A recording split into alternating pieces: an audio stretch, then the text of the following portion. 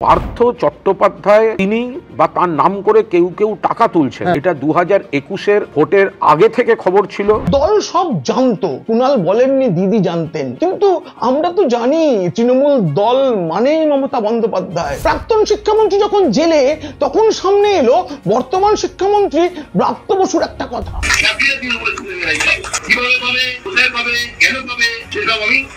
সে নিয়ম নীতিই থাকুক, দলের ছেলেরাই শুধু চাকরি পাক, কিন্তু সেটাও তো নিয়ম মেনে হবে।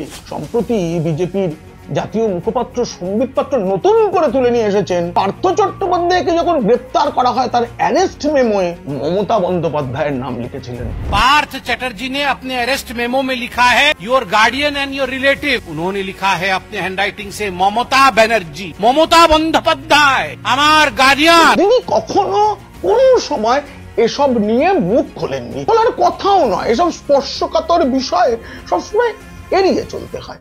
এই নিয়ে গোটা ভিডিওটি দেখতে হলে নিচে ডেসক্রিপশনে থাকা লিংকে ক্লিক করুন, আর যদি ভালো লাগে তবে অবশ্যই সাবস্ক্রাইব করুন। পিনাক কি বলছে।